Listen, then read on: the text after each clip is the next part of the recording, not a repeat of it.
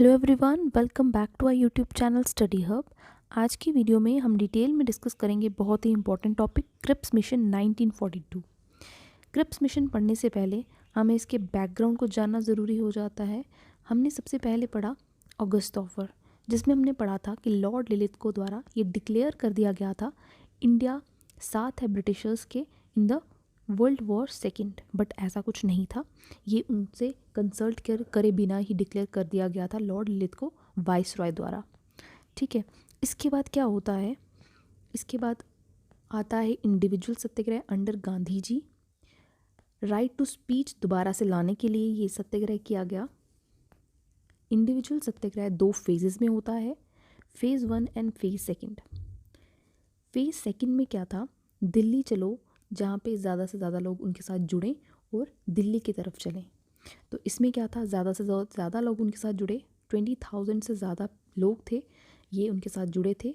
और revolutionary activities को suppress करने के लिए वहाँ पे डिफेंस ऑफ इंडिया एक्ट लाया गया ब्रिटिशर्स द्वारा। इसके बाद अब क्या था, वर्ल्ड वॉर सेकेंड के स्टार्ट में ही जो ब्रिटिशर्स थे उनकी हालत ख़राब हो चुकी थी।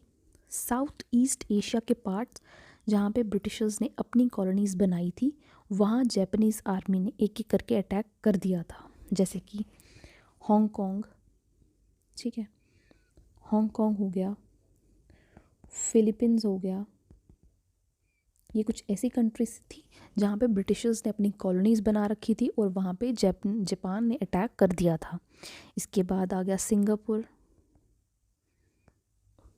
और मलाया।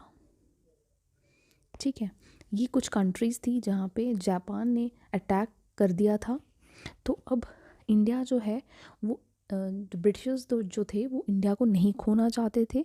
ब्रिटेन के हार का एक बड़ा रीज़न ये था कि इन सभी कॉलोनीज़ में ब्रिटिशर्स को कोई भी सपोर्ट नहीं था।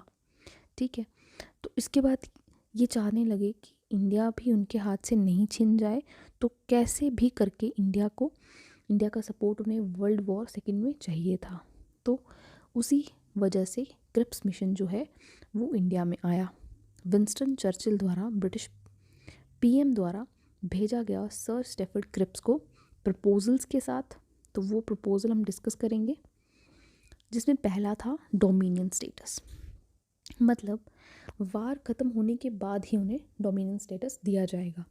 बट इंडिया जो है, कांग्रेस ने लाहौर सेशन 1929 में ये डिक्लेयर कर दिया था कि अब उनका जो गोल है वो डोमिनियन स्टेटस से हटकर पूर्ण स्वराज है, कंप्लीट इंडिपेंडेंस है। ठीक है, अब उन्हें डोमिनियन स्टेटस नहीं चाहिए। इसके साथ ही सेकंड पॉइंट था कॉन्स्टिट्यूएंट असेंबली। अब ये था कि कॉन्स्टिट्यूशन बनाने के लिए एक कॉन्स्टिट्यूशन असेंबली बनाई जाएगी, जिनके मेंबर्स होंगे प्रोविंशियल असेंबलीज से और नॉमिनेट किए जाएंगे बाय प्रिंसेस, प्रिंसली स्टेट्स के प्रिंसेस द्वारा। ठीक है, मतलब अब ये था कि इंडियंस जो हैं वही कॉन्स्टिट्यूशन बनाएंगे। ठीक है, नेक्स्ट थर्ड पॉइंट क्या था, राइट टू सिसीड। अब ऐसा था कि जो कॉन्स्टिट्यूशन बनाने के बाद इसके साथ नहीं है जाना चाहता तो वो अपना नया कॉन्स्टिट्यूशन बना सकता है। ठीक है, ये भी एक प्रपोजल में था।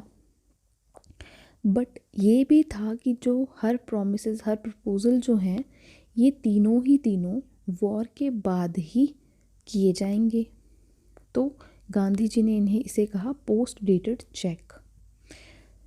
तो ये जो प्रपोजल था, ये जो क्रिप्स मिशन था, ये कांग्रेस द्वारा रिजेक्ट कर दिया जाता है, क्योंकि डोमिनियन स्टेटस तो इंडियंस को, कांग्रेस को तो चाहिए ही नहीं था। अब वो पूर्ण स्वराज की मांग कर रहे थे 1929 के बाद। ठीक है, अब गोल था पूर्ण Swaraj, not dominion status. Also Muslim league ने भी क्रिटिसाइज़ कर दिया था the idea of single Indian union. Muslim league को अलग कंट्री चाहिए थी, पाकिस्तान। ठीक है, इस तरह से जो क्रिप्स मिशन है ये फेल हो जाता है पूरी तरह से। आज के लेक्चर को यहीं तक रखते हैं।